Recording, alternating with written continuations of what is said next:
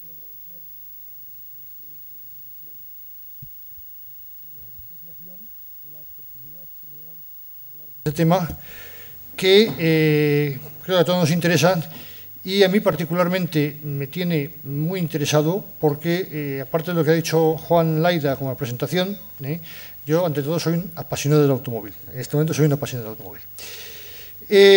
Lo primero que nos tenemos que preguntar es que ¿por qué el vehículo eléctrico es adecuado para la ciudad? Porque el vehículo eléctrico presenta muchas ventajas en muchos ámbitos, pero todo el mundo estamos de acuerdo en que en el ámbito urbano esas ventajas son particularmente notables. En primer lugar, el vehículo eléctrico no contamina en su desplazamiento en la ciudad, y esa contaminación no existe desde el punto de vista acústico, ni tampoco de contaminantes gaseosos, tanto a nivel global, CO2, como a nivel local, partículas en suspensión, óxidos de nitrógeno, etcétera, etcétera. El vehículo eléctrico, que siempre tiene una autonomía limitada, pero en la ciudad esa autonomía limitada no supone un inconveniente serio, porque los desplazamientos diarios, según estudios llevados a cabo, en el 80% de los casos no superan los 25 kilómetros al día, tanto esa autonomía es perfectamente asumible con un vehículo eléctrico, esos 25 kilómetros y muchos más. Por otra parte, la ciudad es muy sencillo el dotar de puntos de recarga para las baterías, tanto en los espacios de la vía pública como en espacios privados, porque hay un abastecimiento eléctrico en baja tensión prácticamente en cualquier sitio. Y por último, podríamos decir que los desplazamientos urbanos, lo ideal es que se hagan en transporte público, que también puede ser eléctrico, dicho sea de paso, pero que si se hacen en vehículo privado, lo mejor es que este vehículo sea eléctrico. Estas son las razones fundamentales y las que aparecen todos los días en los medios de comunicación. Pero hay otra razón, que es la que yo me voy a centrar en la ponencia, que es que el vehículo eléctrico tiene un aprovechamiento energético mucho mejor.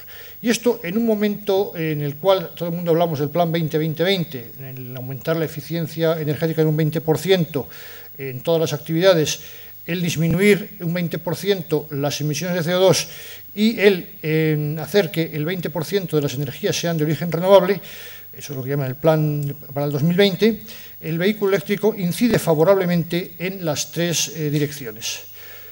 En primer lugar, vamos a ver por qué el vehículo convencional, el vehículo de motor térmico, presenta en este sentido desventajas. La primera desventaja es que la eficiencia energética, es decir, la relación de la energía que introducimos en el vehículo en su depósito de combustible y que se aprovecha del motor térmico, es en el mejor de los casos un 35 o un 40%. Y esto suponiendo una carga importante, suponiendo un régimen próximo al par máximo, porque a otros regímenes distintos o otras cargas más bajas, este rendimiento baja drásticamente, como vamos a ver. En el conjunto del vehículo el rendimiento será todavía menor porque hay pérdidas por la transmisión, rozamientos y demás, pero sobre todo una característica sustancial al vehículo, al motor térmico, es que no existe la posibilidad de recuperación energética cuando el vehículo está en una fase de retención o está descendiendo una corriente, es decir, cuando no hace falta aportar energía desde el motor, sino que sería el sistema el que aporta energía al vehículo. El coche convencional no tiene esta posibilidad de recuperación de energía y por lo tanto su eficiencia energética es menor. En cambio, en el vehículo eléctrico estamos partiendo de un motor cuya eficiencia energética, como vimos la jornada pasada, se puede aproximar mucho al 90-95%.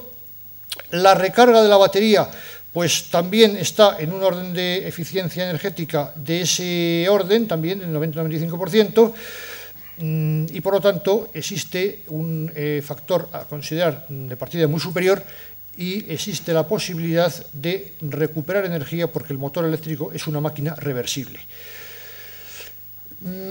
Hablamos en ciclo urbano. Entonces, hablar en ciclo urbano es hablar de unas condiciones de circulación muy variables y que en cada caso pues, pueden ser distintas en horas, en recorridos y demás. Si nos ponemos de acuerdo en algo, tendríamos que partir de un ciclo urbano típico y para ello nada mejor que recordar lo que es el ciclo de homologación del consumo de combustible. Este ciclo de homologación del consumo de combustible tiene una parte en ciclo urbano que consiste en repetir 4 veces 3 subciclos de aceleración del vehículo de 0 a 15 km/h, paradas, aceleración a 35 km/h y aceleración a 50 km/h. Esto repetido 4 veces, daría lugar a que se haga lo que es el ciclo urbano, y el ciclo extraurbano sería, pues, desde estos 800 segundos que se supone que se han invertido en recorrer el ciclo urbano, acelerarlo a 70 km/h, decelerarlo aproximadamente a 50, en fin, luego seguir hasta los 120 km/h, que, bueno, dicho sea de paso, esto se podría hacer cuando era legal circular en España a 120 km/h. Hoy en día, pues, habría que decir que esto no sería legal, pero bueno, tampoco tiene mayor importancia. Las condiciones en las que se lleva a cabo esta homologación del consumo de combustible es que un vehículo en buen estado, entre 3.000 y 15.000 kilómetros recorridos, que permanezca un tiempo largo, entre 6 y 30 horas, a una temperatura entre 20 y 30 grados centígrados, y con la temperatura del lubricante y del refrigerante, pues aproximadamente a la del ambiente, con una diferencia máxima de 2 grados. El vehículo se completa el ciclo de los 3 aceleraciones, cada una 1.013 metros, en total las 4 fases serían 4.052 metros, y la velocidad máxima no pasa de los 50 km/h. Hay 12 arranques en parado, y lo que es importante es que el vehículo, desde que arranca hasta que se pone en marcha, permanece al ralentí 40 segundos, con lo cual tiene también importancia la fase de arranque y puesta en marcha en frío. La prueba se lleva a cabo en terreno llano, y vamos a ver este ciclo en un vehículo convencional, qué eficiencia energética nos daría. Se ha elegido un vehículo convencional de la última generación, un magnífico vehículo por otra parte, pero vamos a ver que es un coche diésel de 163 caballos, que tiene 120 kilovatios, por tanto, con un coeficiente aerodinámico muy bueno, de 0,29, un vehículo moderno bien perfilado, una masa de 1.461 kilos, con un consumo homologado en ciclo urbano de 6,8, ya podéis ver que este es un buen vehículo, un vehículo bien diseñado. El consumo extraurbano con 4,4, el mixto 5,3, 139 gramos de CO2 por cada kilómetro, y partimos de unos neumáticos con una resistencia a la rodadura de 20 kilogramos tonelada, una sección frontal de 2,1 metros cuadrados, poder calorífico del gasóleo que emplea, tomamos el valor típico de 10.000 kilocalorías kilogramo, la densidad 0,825 kilogramos litro. Bueno, ya podéis ver que aquí la correspondencia energética, el litro de gasoil sería prácticamente 10 kilovatios hora, si que hacemos la conversión, todo esto de los 860 kilocalorías que tiene cada kilovatio hora. Bueno, entonces hacemos los cálculos, calculamos la resistencia a la rodadura, calculamos la resistencia aerodinámica, y nos sale que la energía empleada en vencer esos efectos disipativos, que siempre habrá que aportar, son 0,343 kilovatios hora a lo largo del ciclo urbano. La eficiencia energética, si consume 6,8, haciendo todos los factores de corrección para poner de los 4 kilómetros a los 100, etcétera, etcétera, saldría que la eficiencia energética no llega al 13% en ciudad, y es un vehículo magníficamente bien diseñado. Bueno, me acuerdo que una vez que expuse esta ponencia, el representante de la firma que fabrica el vehículo pues le parecía muy bajo, se enfadó un poco, pero es que eso es lo que da. Decir también, a modo de marginal, que a 110 km por hora la potencia necesaria sería prácticamente 20 kilovatios, lo cual quiere decir que de los 120 que tiene el motor estamos aprovechando la sexta parte, o sea, eso también pues es un factor curioso a tener en cuenta. Este es el vehículo que hemos considerado.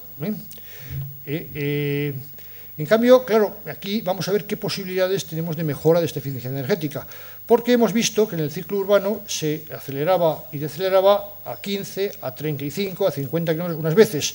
Ahí se está poniendo en juego una energía cinética que en teoría se podría recuperar. Esta energía cinética vale 0,25 kilovatios hora, que podrían recuperarse. Me acuerdo de la ponencia pasada que se decía que esta posibilidad de recuperación era del 40%. Nosotros, en principio, hemos puesto que esta capacidad de recuperación va a ser total. Comparamos estos 0,25 kilovatios hora con los 0,343 que se empleaban en efectos disipativos. Las posibilidades de recuperación teóricas son del 42,16%. Y el consumo teórico de los 6,8 litros se podría reducir con estas posibilidades de recuperación a 3,93. No estamos hablando de valores inalcanzables.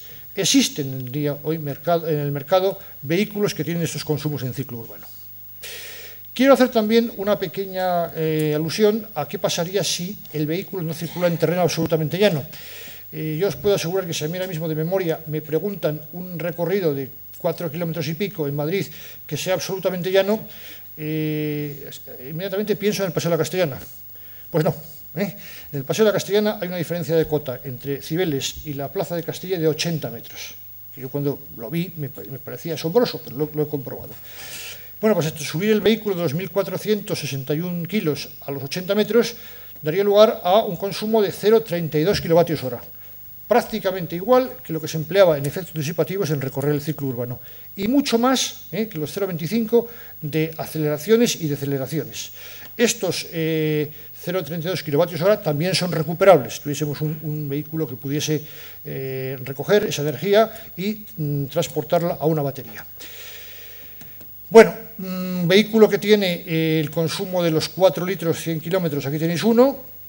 Aquí lo que tiene es una batería de níquel hidruro metálico, que en este caso son de 1,3 kilovatios hora de capacidad. Puede parecer mucho, estábamos hablando de recuperar 0,343, pero tener en cuenta que esta batería también tiene que hacer frente a todos los servicios del vehículo y 1,3 kilovatios hora parece un valor suficientemente alto y que se puede emplear. Ahora, ¿qué pasaría si tenemos un vehículo totalmente eléctrico? Vamos a pasar al otro extremo. Pues en el vehículo totalmente eléctrico, el coche este de los 1.461 kilogramos incrementaría algo su masa, vamos a poner que unos 100 kilogramos adicionales, la resistencia de la rodadura también se incrementaría un poco, la resistencia aerodinámica en principio no variaría. Vamos a suponer también que la recuperación energética va a ser completa, luego ya lo reduciremos en los coeficientes que sean convenientes. Bueno, pues estos 4.052 metros se completarían con una aportación de 0,365 kilovatios hora, que equivaldrían a un consumo de 9 kilovatios hora cada 100 kilómetros teóricos. Os digo también que los 10 kilovatios hora equivalen a la energía térmica de un litro de gasoil, de un litro de combustible. En la práctica, y si consultamos la literatura, este consumo de 9 kilovatios hora a los 100 kilómetros es un consumo teórico, un consumo que no se da. Suele ser normal, y lo vamos a comprobar en algunos ejemplos que vamos a suponer, pensar en ciclo urbano un consumo de 15 kilovatios hora cada los 100 kilómetros. En ciclo extraurbano, pues lógicamente hemos visto antes que si para moverle a 110 kilómetros por hora hacía falta una aportación de 20 kilovatios, pues lógicamente los 15 kilovatios hora no van a ser el valor típico en ciclo extraurbano, pero sí en ciclo urbano.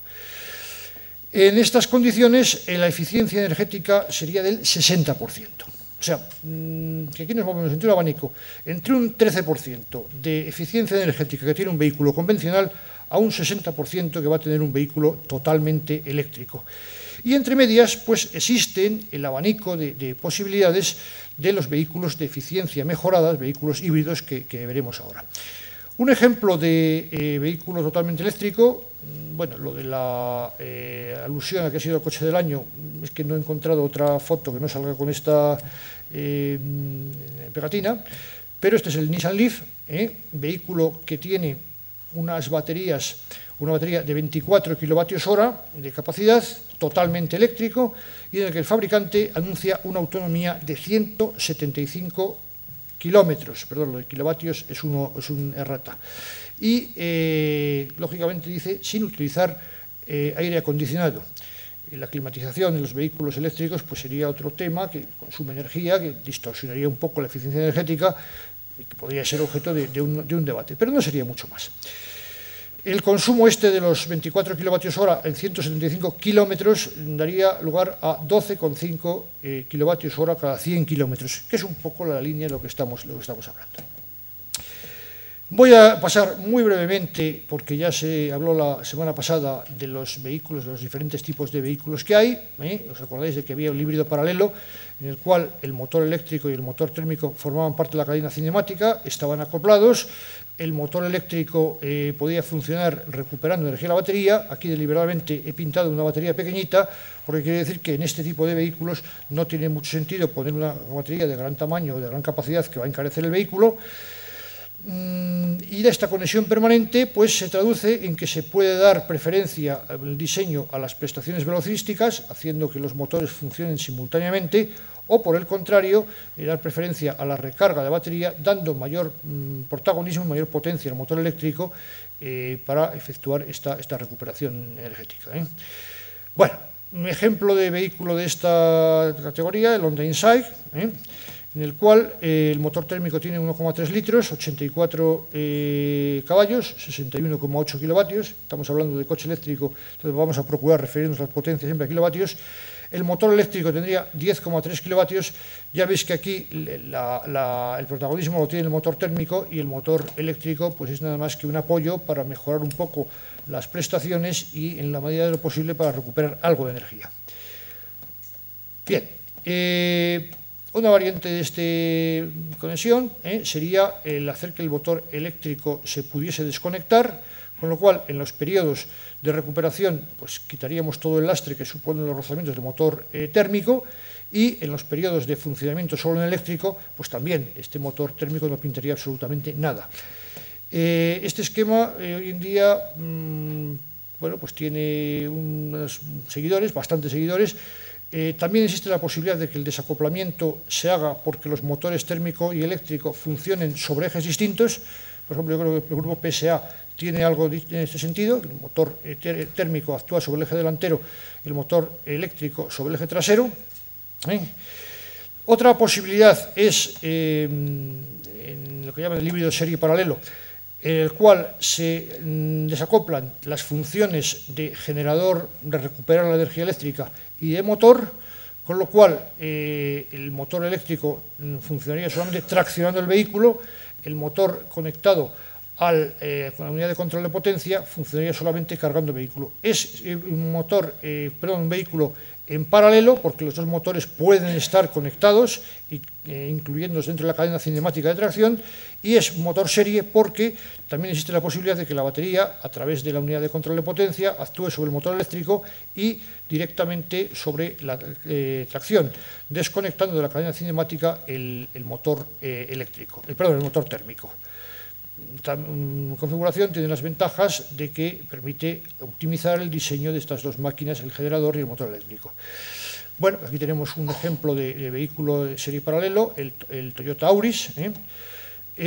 Batería de níquel metal hidruro con 1,3 kilovatios hora, exactamente igual que veíamos antes, que permiten una autonomía de 2 kilómetros en modo eléctrico si la velocidad no pasa de 50 kilómetros por hora. O sea, electrónicamente está limitado para que en tracción eléctrica no pueda pasar de los 50 kilómetros por hora. Esto es interesante, por ejemplo, para el movimiento en garajes o movimiento en calles muy estrechas, donde las contaminaciones acústica y atmosféricas pues, pueden ser importantes. Pero aquí ya se ve que este vehículo no podría funcionar mucho en modo eléctrico y sería un vehículo pues, poco clasificable como eléctrico, ¿no? La configuración del híbrido en serie, como ya visto la semana pasada, el motor térmico sale de la cadena cinemática, actúa sobre un generador, este generador carga las baterías y interacciona con el motor eléctrico de tracción. Ventaja de esta configuración, que el vehículo se puede dimensionar para la potencia del motor eléctrico. O sea, los 120 kilovatios de potencia se podrían dimensionar aquí. Este motor térmico podría ser mucho menor, porque claro, el vehículo no está siempre consumiendo los 120 kilovatios. Este motor térmico se podría dimensionar para la media de potencia, este motor eléctrico para la punta. Incluso este motor térmico podría hacer que funcionase pues, en unos momentos sí, en otros no, y podría funcionar, que es lo más importante, con unas condiciones de buen rendimiento energético, buena eficiencia energética, siempre llegando al 40% o al 35% de eficiencia energética. no hay conexión mecánica y motor puede funcionar en régimen constante con esta máxima eficiencia energética. Los híbridos enchufables, bueno, aquí tenemos la configuración que hemos visto antes del híbrido paralelo. Aquí hemos puesto deliberadamente una batería con un tamaño mayor, porque se va a poder enchufar. La aportación de energía puede ser por introducción de combustible en el depósito o por carga de la batería. En este caso, las potencias de los motores eléctrico y térmicos suelen estar en el mismo orden de magnitud, y la capacidad de batería pues, se puede diseñar para una autonomía que puede estar, bueno, pues vamos a decir, entre 20 y 100 kilómetros, más cerca de los 20 kilómetros por hora. Siempre la razón del consumo, como hemos visto antes, que los 15 kilovatios hora daban lugar a 100 kilómetros, pues 3 kilovatios hora por cada 20 kilómetros. Y este valor me interesa mucho destacarlo porque, claro, 3 kilovatios hora es lo que puede cargar un vehículo, esto nos hablará Carmen Montañés mucho más detenidamente, en una toma de 16 amperios durante una hora. Entonces, esta carga durante una hora puede dar lugar a que se pueda recorrer del orden de 20 kilómetros, ¿no? Aquí hay un ejemplo del Toyota Prius plug-in, con una batería, en este caso de ion litio, de 5,2 kilovatios hora. La otra era de 1,3, prácticamente estos son los 4 veces y pico. Y puede recorrer, en este caso, 20 kilómetros, que ya es un desplazamiento muy aceptable en ciudad, a una velocidad, en este caso en modo eléctrico, limitada a 100 kilómetros hora. Las potencias son 98 caballos el motor térmico, 72 kilovatios, y el motor eléctrico 59, están en un orden de magnitud. Los híbridos enchufables plug-in con híbrido serie, lo que también se llaman eléctricos de autonomía extendida, representan el mismo esquema que hemos visto antes, con la posibilidad de que la batería, por supuesto, puede ser alimentada por un medio exterior. En este caso, la potencia del motor de tracción eléctrico es muy superior al térmico. Las baterías son de más capacidad. Siempre se trata de que la autonomía en modo eléctrico sea como mínimo 60 kilómetros. Aquí tenemos un ejemplo de híbrido plug-in en serie, o sea, una autonomía extendida, que es el Opel Ampera. Batería de ion litio de 16 kilovatios hora, y este tiene la peculiaridad de que electrónicamente está limitada entre el 30% de carga mínima, nunca puede estar la carga por debajo del 30%, o el 80% de la carga máxima, con objeto de no sobrecargar la batería, con objeto de que la batería tenga una mayor duración, en una palabra. El fabricante garantiza una duración de 240.000 kilómetros en estas condiciones. En este caso, la autonomía en modo eléctrico, 60 a 80 kilómetros. Siempre la constante de que por cada 3 kilovatios hora son los 20 kilómetros, salen en todas partes. La potencia en este caso son 115 kilovatios, muy próximo a los 120 que veíamos inicialmente. Bueno, también deciros que esto no es solamente el coche en ciudad, también hay deportivos prototipos, como es este Jaguar, que tiene también esta configuración de autonomía extendida. 4 motores con total 580 kilovatios y 2 turbinas, en este caso, de 70 kilovatios cada una, es la potencia mucho menor. Bueno, para terminar, quiero hacer un comentario sobre cuántas son las emisiones de CO2 que genera un vehículo eléctrico. Pues en principio las emisiones de CO2 serán las mismas que se generen en la producción de la electricidad. Si la producción de la electricidad es absolutamente limpia, por medios renovables, fotovoltaicos, eólicos, etcétera, será cero. Si es con carbón sucio, pues será la que tienen que dar. Para ver esto, vamos a hacer los datos de la media. Imaginemos que en el caso más desfavorable, pues conectamos cuando toque, no hacemos una recarga inteligente aprovechando las horas valle. Bueno, pues entonces teníamos que irnos a los datos de la media de las emisiones de CO2, que yo los datos que tengo aquí son del año 2009. Ahí fue una producción eléctrica de 250 teravatios hora con unas emisiones de 75 millones de toneladas de CO2, los datos que dan oficialmente en red eléctrica. Es decir, 300 gramos de CO2 por cada kilovatio hora generado. Hay una página de red eléctrica que se puede ver en cada momento las emisiones que hay. Yo me he metido en varios momentos y los valores que he encontrado son siempre inferiores a los 300 gramos por kilovatio hora. Entonces, los 15 kilovatios hora que hemos tomado como consumo habitual nos darían lugar a unas emisiones de 45 kilogramos de CO2 45 gramos de CO2 por cada kilómetro recorrido. Si hablamos de vehículos de baja emisión, cuando estamos por debajo de 120, con el impuesto de matriculación con exención, pues estamos aquí en unas condiciones muy interesantes. Y nada más, esta ha sido mi ponencia, que les doy las gracias y luego pues seguiremos todas las preguntas cuando llegue el momento que me queréis considerar. Muchísimas gracias.